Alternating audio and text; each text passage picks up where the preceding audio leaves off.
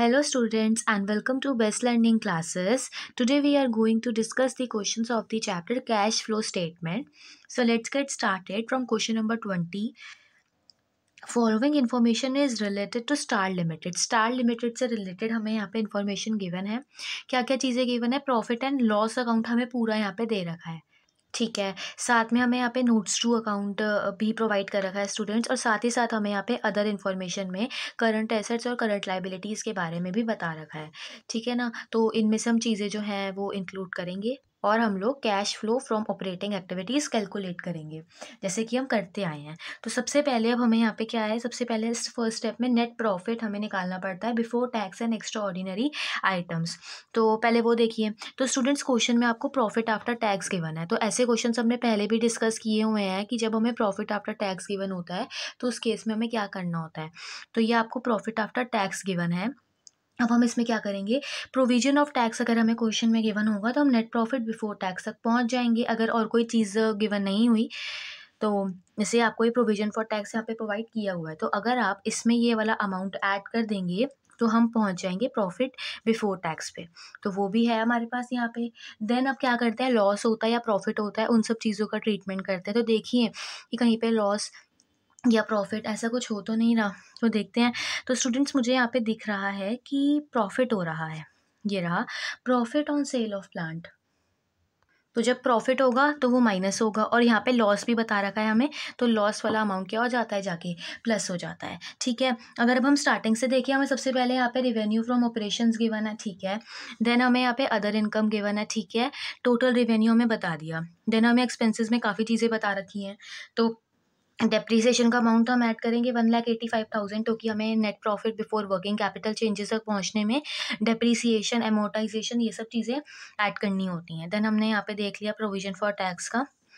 Directly वैसे हमें यहाँ पे बिफोर टैक्स जो है वो प्रोवाइड किया ही हुआ है.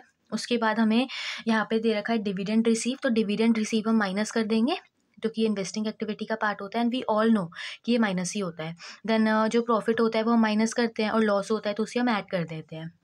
देन हमें ओपनिंग एंड क्लोजिंग इन्वेंट्रीज क्या गिवन है. ठीक है. तो स्टूडेंट्स क्या होगा, हमें इसके बाद देखना है कि देखिए कुछ चीज़ें तो उन्होंने आपको कंफ्यूज करने के लिए भी दे रखी होती हैं. तो थोड़ा तो आपको सोचना पड़ेगा कि क्या चीज़ें हैं जो हमें इंक्लूड करनी है और क्या है जो नहीं इंक्लूड करनी है. अब यहाँ पे आपको पिछले ईयर का और इस ईयर का क्या गिवन है, closing and opening balance given है, current assets and current liabilities का. तो देखिए, तो मैंने बताया था कि क्या ट्रीटमेंट होता है, trade payables is current liabilities. अगर बढ़ रहे होंगे तो प्लस कर देना, कम हो रहे होंगे तो माइनस. क्या हो रहा है यहाँ पे, बढ़ रहे हैं ना ट्रेड पेबल्स, तो आप इसे प्लस कर देंगे. देन ट्रेड रिसीवेबल्स को हम क्या कर देंगे, माइनस कर देंगे, क्योंकि ये भी बढ़ रहे हैं. उसके बाद इन्वेंट्रीज क्या हो रही हैं, इन्वेंट्रीज भी बढ़ रही हैं. अगर बढ़ रही हैं तो हम माइनस कर देंगे. देन ऑफिस एक्सपेंसेस आउटस्टैंडिंग पिछले साल थे, इस साल नहीं है स्टूडेंट्स. इसका मतलब क्या हुआ, हमने पे कर दिए, कम हो गए, तो ये माइनस हो जाएगा. ऐसा होता क्यों है, क्यों माइनस होते हैं, क्योंकि स्टूडेंट्स ये चीज़ हम डिस्कस कर चुके हैं. देखिए, अगर आपने आउटस्टैंडिंग एक्सपेंसेस पे कर दिए हैं, जब आप पे करोगे तो आपकी ऑर्गेनाइजेशन में से कैश चली गई होगी. कैश का क्या हो गया होगा, आउटफ्लो. तो जब आउटफ्लो होता है तो हम उसे माइनस करते हैं. दैट्स वाई यहाँ पे माइनस हो रहा है. और ट्रेड पेबल में क्यों हम प्लस करते हैं, क्योंकि आपने किसी से ना उधार पे पैसा ले लिया है, या फिर ऐसा हो सकता है कि अभी हमने पैसा दिया नहीं है, बाद में देंगे, तो कैश कहीं नहीं गई है. तो उस केस में कैश गई नहीं है. तो मेन तो हमें यही देखना है, इनफ्लो एंड आउटफ्लो. बट थोड़ा ऐसे बच्चे को ध्यान रखना होता है तो वो ये याद रख लेता है. ठीक है. जैसे सेलिंग एक्सपेंसेस आउटस्टैंडिंग है, तो पिछले साल 22,000 थे या 25,000 हो गए हैं, तो ये क्या हो गया ना, बढ़ गए हैं. है तो आउटस्टैंडिंग ही, बढ़ गए लाइबिलिटी, तो इसको हम प्लस कर देंगे. चलिए, तो अब स्टार्ट करते हैं. सबसे पहले हमें क्या गिवन था यहाँ पे, देखिए स्टूडेंट, डायरेक्टली आपको net profit before tax and extraordinary item given ही रहा. ठीक है ना. तो अब हमें एक्स्ट्रा वर्क नहीं करना पड़ेगा, तो डायरेक्टली हम लिख देते हैं net profit before tax and extra ordinary items. तो डायरेक्टली हमें गिवन है, एक स्टेप हमारा कम हो गया, 2,44,000 का. राइट. अब इसके बाद हमने क्या देखा था कि अब हमें इसमें लॉस गिवन हो या प्रॉफिट या डेप्रीसिएशन से रिलेटेड वो सब चीज़ें का ट्रीटमेंट होगा. तो हमें लॉस गिवन था, तो लॉस यहाँ पे ऐड हो जाएगा, loss on sale of other assets. ठीक है. तो लॉस हमें कितना बता रखा था, 36,000 का बता रखा था. आफ्टरवर्ड्स हमें डेप्रीसिएशन एंड एमोटाइजेशन एक्सपेंसेस भी गिवन थे क्वेश्चन में, तो वो भी हम यहाँ पे लिख देते हैं एक्सपेंसेस. राइट, कितने के गिवन थे? 1,85,000 के। तो टोटल हम 2,21,000 यहाँ पे ऐड करेंगे तो हमारे पास 4,65,000 जो है वो निकल के आ जाएगा। राइट, अब देखते हैं कि क्या चीज़ें हमें माइनस करनी है। तो स्टूडेंट्स हमें यहाँ पे जो प्रॉफिट गिवन था हम वो माइनस करेंगे। तो माइनस हो जाएगा profit on sale of plant, क्योंकि प्रॉफिट माइनस होता है तो प्रॉफिट कितना बता रखा था? 40,000 का। साथ ही साथ जो डिविडेंड रिसीव्ड है ना वो भी माइनस करेंगे। तो स्टूडेंट्स मैं ये कहना चाहती हूँ कि जैसे अब आप लोगों के एग्जाम्स हैं अप्रैल में हैं, तो आप लोग ज़रूर एक बार वो कैश फ्लो स्टेटमेंट की फॉर्मेट वाली वीडियो देखिएगा एक दिन पहले एग्जाम से। उससे क्या होगा कि आपको एक एक चीज़ का जब लॉजिक क्लियर हो जाएगा ना तो कुछ भी याद करने की ज़रूरत नहीं पड़ेगी और एग्जाम में मिस्टेक नहीं होगी। राइट, तो टोटल ये हो गया 45,000। तो हम जब इसमें से 45,000 लेस कर देंगे तो 4,20,000 आ जाएगा। ये 4,20,000 क्या आया? Net profit before working capital changes. Net profit before working capital changes जो कि हमारे पास नेक्स्ट स्टेप में निकल के आता है। अब हम इसमें करंट एसेट्स और करंट लाइबिलिटीज से रिलेटेड ट्रीटमेंट करेंगे। तो क्या हो रहा था कि जो ट्रेड पेबल्स हैं वो बढ़ रहे थे, तो बढ़ रहे हैं, इंक्रीज हो रहे हैं, तो हम उसे प्लस करेंगे 18,000 से। आफ्टरवर्ड्स हमने देखा था कि जो आउटस्टैंडिंग, आप लोग शॉर्ट फॉर्म मत यूज़ करिएगा स्टूडेंट्स, सेलिंग एक्सपेंसेस हैं वो भी बढ़ रहे थे। तो अगर वो भी बढ़ रहे हैं 3,000 के तो वो भी हम ऐड करेंगे। तो टोटल हमने कितना ऐड कर देना है यहाँ पे? 28 + 8,000 कितना होता है? 31,000। तो इनको ऐड करके 4,51,000 आपके पास आ जाएगा। अब देख लेते हैं हमें क्या क्या यहाँ पे माइनस करना है। तो हमें यहाँ पे क्या माइनस करना है? जो ट्रेड रिसीवेबल जो है वो इंक्रीज़ हो रहे हैं तो उसको हम माइनस कर देंगे, क्योंकि करंट एसेट्स अगर होते हैं तो जब इंक्रीज़ होते हैं तो हम उसे माइनस कर देते हैं। तो आप इसमें से 37,000 माइनस कर देंगे। ठीक है, उसके बाद आउटस्टैंडिंग ऑफिस एक्सपेंसेस कम हो रहे थे तो इसीलिए अब हम उसे यहाँ पे लेस कर रहे हैं। आउटस्टैंडिंग ऑफिस एक्सपेंसेस जो कि 5,000 के थे। उसके बाद इन्वेंट्रीज जो है वो बढ़ रही थी तो वो भी अब हमें यहाँ पे माइनस करना पड़ेगा 16,000 की। तो टोटल हमें यहाँ पे 58,000 माइनस करना है। तो 58,000 स्टूडेंट्स माइनस करके आपके पास 3,93,000 आ जाएगा। इसके बाद हमें टैक्स पेड बता रखा था ना, तो वो हमें यहाँ पे माइनस करना पड़ता है। ये मैंने आपको पहले भी बताया है, ठीक है ना। तो ज़रूर देखिएगा टैक्स पेड और टैक्स मेड उन दोनों में क्या डिफरेंस होता है, कहाँ जाके क्या ट्रीटमेंट होता है, वो हम डिस्कस कर चुके हैं।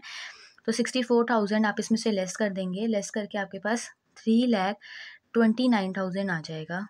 तो ये आप लोगों के पास क्या आया है? Net cash flow from operating activities. अब 21 क्वेश्चन देखते हैं। तो अर्थुल limited reported a profit of 90,000। तो कितना प्रॉफिट हुआ है? 90,000 का। ठीक है भाई, हमें ये बता दिया है ना। अब देखते हैं कि क्या क्या चीज़ें हमें गिवन है, क्या क्या ट्रीटमेंट करना पड़ेगा, और उसके बाद हमें यहाँ पे क्या हो जाएगा? हमें नेट प्रॉफिट बिफोर टैक्स मिल जाएगा। चलिए, सबसे पहले हमें tax provided during the year बता रखा है, पर स्टूडेंट साथ ही साथ आप यहाँ पे देखिए आपको बैलेंस शीट में प्रोविजन फॉर टैक्सेशन दोनों ईयर का गिवन है। तो जब ऐसा केस होता है ना स्टूडेंट्स, जब हमें तीनों चीज़ें गिवन होती हैं तो हमें अकाउंट प्रिपेयर करना पड़ता है। तो इस केस में हम प्रोविजन फॉर टैक्सेशन का अकाउंट प्रिपेयर करेंगे। तो ये भी मैंने आपको बताया था कि कौन सा वो केस होता है जिस केस में हमें अकाउंट प्रिपेयर करना पड़ता है। Right, then amortisation of goodwill तो ऐड ही होगा। Profit on sale of land minus हो जाएगा। राइटिंग ऑफ प्रीलिमिनरी एक्सपेंसेस, ये भी हमने डिस्कस किया था कि प्रीलिमिनरी एक्सपेंसेस क्या होते हैं। तो स्टूडेंट्स वो हम ऑलरेडी डिस्कस कर चुके हैं। जब एक ऑर्गेनाइजेशन को स्टार्ट करते हैं ना तो उसमें जो पैसे लगते हैं उसको प्रीलिमिनरी एक्सपेंसेस से डॉक्यूमेंटेशन वगैरह। राइट, देन हमें मशीनरी की वैल्यू, एक्यूमुलेटेड डेप्रिसिएशन बता रखा है और किस पे लॉस पे वो सोल्ड हुई है। तो जब हमें ये भी इतनी सारी चीज़ें गिवन है तो इस केस में अब हमें यहाँ पे क्या करना पड़ेगा? प्लांट एंड मशीनरी का अकाउंट प्रिपेयर करना पड़ेगा। ठीक है ना, तो कि काफ़ी सारी चीज़ें आपको बता दी गई हैं। एक्यूमुलेटेड डेप्रिसिएशन, सोल्ड हो गई है और लॉस भी हुआ है। ठीक है, देन हमें अकाउंट्स रिसीवेबल है, देन हमें स्टॉक गिवन है, cash at bank, accounts payable, expenses payable, investment जो कि शॉर्ट टर्म है, और नेट वैल्यू आपको, देन आपको propose dividend. Student propose dividend previous year वाला ऐड हो जाता है, जो मैंने आपको बार बार बताया था। Propose dividend of previous year, propose dividend of previous year जाके ऐड होता है net profit before tax and extraordinary item निकालते हुए। तो शुरू करते हैं। सबसे पहले हम ये देखते हैं कि हमें as per statement of P&L कितना प्रॉफिट जो है वो क्वेश्चन में गिवन था। ठीक है ना, तो हम सबसे पहले लिखते हैं net profit as per statement of P&L account की P&L अकाउंट के अकॉर्डिंगली हमें कितना गिवन है, बिफोर टैक्स हम खुद निकाल लेंगे। तो स्टूडेंट्स वो हमें 90,000 का गिवन है। अब मैंने आपको बताया कि जो प्रोपोज डिविडेंड है वो प्रीवियस ईयर का आएगा, propose dividend of previous year. तो ये ध्यान रखना है, अगर आप करंट ईयर का ले लेंगे तो आपका आंसर रॉन्ग हो जाएगा। तो 10,000 का जो प्रीवियस ईयर का था हम वही ऐड करेंगे। ठीक है, अब हमें क्या करना है, प्रोविजन फॉर टैक्सेशन का अकाउंट प्रिपेयर करना है। फॉर्मेट तो स्टूडेंट्स वही होता है जो किसी भी नॉर्मल अकाउंट का होता है, particulars amount, particulars an amount. तो देखिए आपको क्या क्या गिवन था वहाँ पे बैलेंस शीट में, प्रोविजन फॉर टैक्सेशन का प्रीवियस और करंट ईयर का अमाउंट गिवन था। तो स्टूडेंट्स हम यहाँ पे लिखेंगे टू बैंक, और हम ना जो प्रीवियस ईयर वाला उसको मान लेंगे टैक्स पेड, तो वो आ जाएगा यहाँ पे 5,000 का। हमने एक एक चीज़ डिस्कस कर ली है स्टूडेंट्स कि ये एक एक चीज़ कहाँ कहाँ जाएगी, कौन सी अकाउंट में जाके प्लस होगी, कौन सी एक्टिविटी में माइनस होगी, और क्यों यहाँ पे आ रही है, राइट। उसके बाद हम यहाँ पे क्या लिखेंगे, बैलेंस ब्रॉट डाउन, जो कि इस साल का है, प्रोविजन फॉर टैक्सेशन बाय, अब ये हम क्यों लिख रहे हैं इस साइड, क्योंकि ये लाइबिलिटी अकाउंट है, तो बैलेंस ब्रॉट डाउन इसी साइड आएगा। देन उसके बाद आप क्या करेंगे, अब हम देखते हैं और हमें क्या गिवन था स्टूडेंट्स। तो हमें 3,000 गिवन था स्टेटमेंट ऑफ P&L अकाउंट के अकॉर्डिंगली यहाँ पे, जो कि आपको ऊपर गिवन था, ठीक है ना, ए पॉइंट में, tax provided during the year, जो कि आपको 3,000 का गिवन था। तो बाय स्टेटमेंट ऑफ P&L, तो एक बार मैं आपको फिर बता देती हूँ, जो ये बैंक का पेड वाला अमाउंट होता है ये आउटस्टैंडिंग में माइनस हो जाता है, ठीक है, और ये लाइबिलिटी अकाउंट है इसलिए क्रेडिट साइड पे बैलेंस ब्रॉट डाउन आया है। ओके अब इसके बाद हमने यहाँ पे स्टेटमेंट ऑफ P&L लिख दिया। तो ये स्टेटमेंट ऑफ P&L वाला है स्टूडेंट, जो कि 3,000 है, इसको हम मानते हैं provision for tax made during the year, right. और ये जो होता है ना, ये नेट प्रॉफिट आफ्टर टैक्स में हम ऐड करते हैं। ये जो 3,000 वाला अमाउंट है ये हम नेट प्रॉफिट आफ्टर टैक्स में ऐड करेंगे ताकि हम नेट प्रॉफिट बिफोर टैक्स तक पहुंच सके, ठीक है ना स्टूडेंट्स। अब क्या हुआ, हमने सब कुछ डाल दिया, अब हमारे पास इस साइड यहाँ पे बैलेंसिंग फिगर आ जाएगी, जो कि अगले साल जाके क्रेडिट में बैलेंस ब्रॉट डाउन बन जाएगी, जो कि 4,000 की आ रही है, और आपका जो अकाउंट है वो यहाँ पे टैली हो जाएगा। तो ये वाला जाएगा अभी, तो बस वही कर देते हैं, यहाँ पे हम ऐड कर देते हैं प्रोविजन फॉर टैक्स, जो कि अभी हमने यहाँ पे वर्किंग नोट 1 में निकाल भी लिया है 3,000 का, तो टोटल 13,000 यहाँ पे ऐड हो जाएगा, तो 1,03,000 आपके पास आ जाएगा। तो ये क्या है, net profit before tax and extra ordinary items, ये आपके पास अब निकल के आ गया, ठीक है ना। अब हमारे को यहाँ पे क्वेश्चन में देखिए स्टूडेंट्स डेप्रीसिएशन गिवन था, अब हम वो ऐड करेंगे 14,000 का। उसके बाद हमें लॉस भी बता रखा था, loss on sale of machine, तो कि हमें ध्यान से देखना, देखिए इनडायरेक्टली उसने ई वाले पार्ट में आपको बता रखा है एट अ लॉस ऑफ 17,000, ठीक है। एमोटाइजेशन ऑफ गुडविल का अमाउंट हमें बता रखा है, एमोटाइजेशन ऑफ गुडविल, ठीक है, बी वाले पॉइंट में हमें 12,000 का, ठीक है। तो टोटल हमें इसके अंदर हम ऐड करेंगे, तो टोटल हम कितना अमाउंट यहाँ पे ऐड कर रहे हैं, 43,000 का। तो जब आप 43,000 इसमें ऐड करेंगे तो आपके पास 1,46,000 जो है वो निकल के आ जाएगा।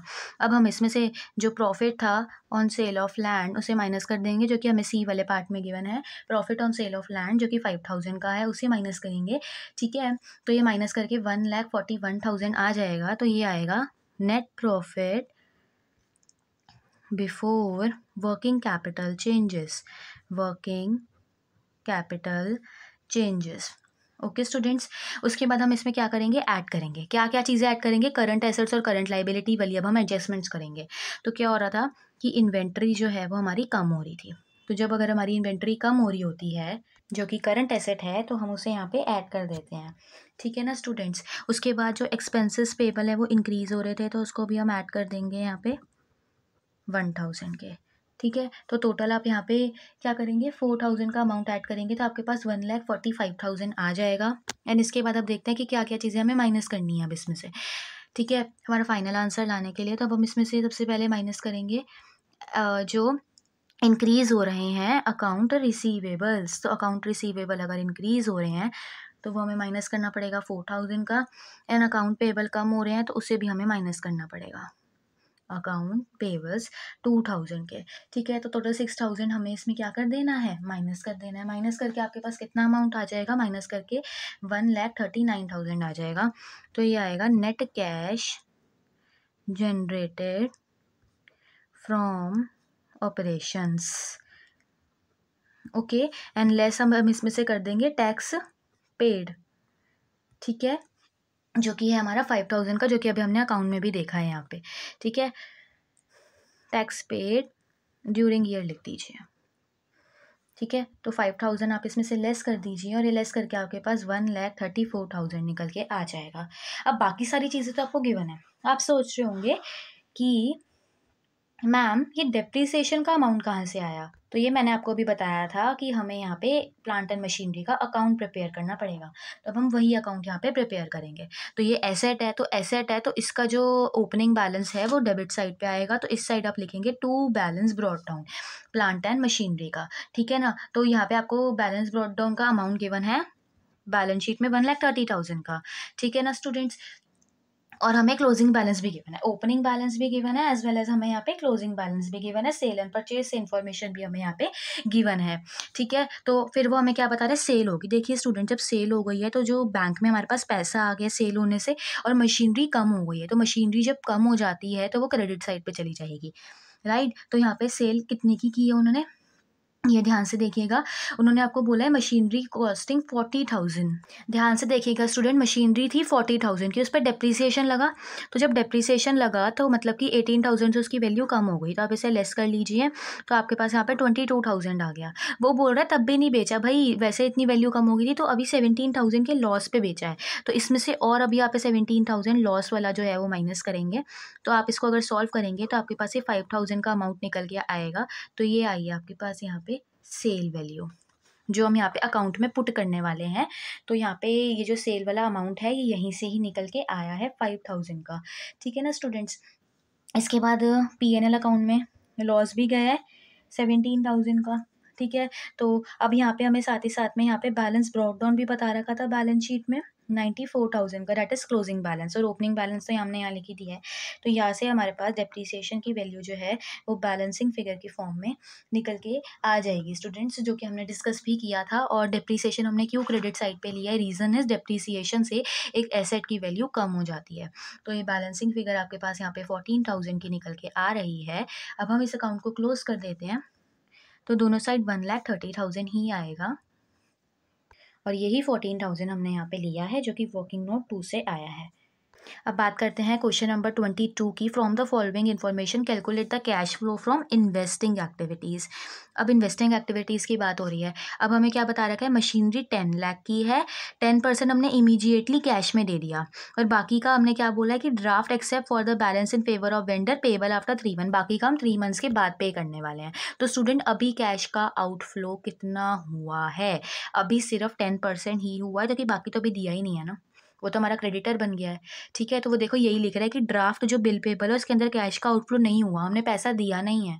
तो वही अब हम यहाँ पे 22 क्वेश्चन में लिखेंगे भी कि अभी हमारा जो कैश गया है वो सिर्फ यहाँ पे 10 लाख का 10% ही गया है। आप इसे कैंसिल आउट करिए, आपके पास यहाँ पे 1 लाख का अमाउंट निकल के आ जाएगा।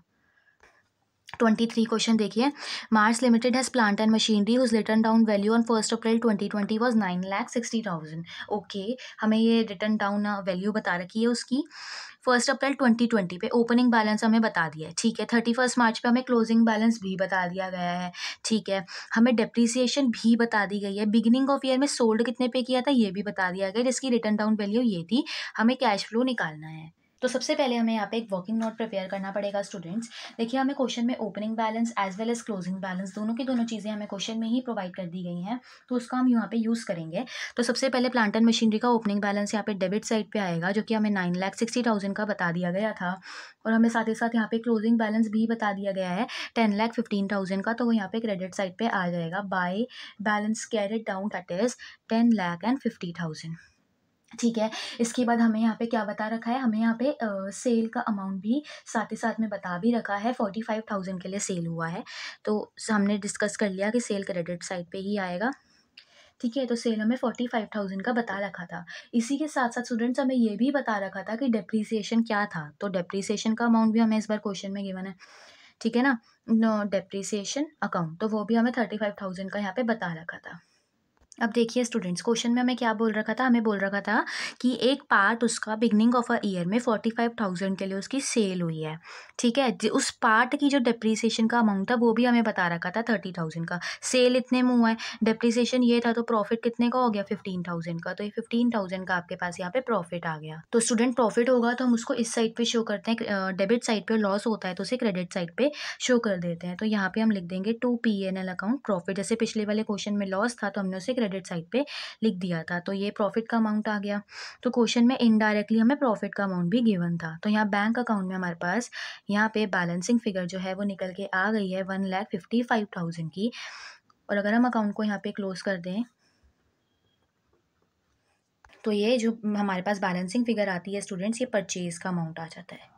ठीक है, ये हमने ऑलरेडी डिस्कस किया था कि ये परचेज का अमाउंट आता है, मोस्ट केसेस में यही बैलेंसिंग फिगर आती है। तो इन्वेस्टिंग एक्टिविटीज़ के अंदर तो चीज़ें ही सिर्फ दो ही इंक्लूड होती हैं, एक सेल ऐड हो जाता है, परचेज माइनस हो जाता है। तो यहाँ पे आप जो सेल का अमाउंट है वो ऐड कर दीजिए, प्लस सेल ऑफ प्लांट जो कि हमें क्वेश्चन में बता रखा था 45,000 का।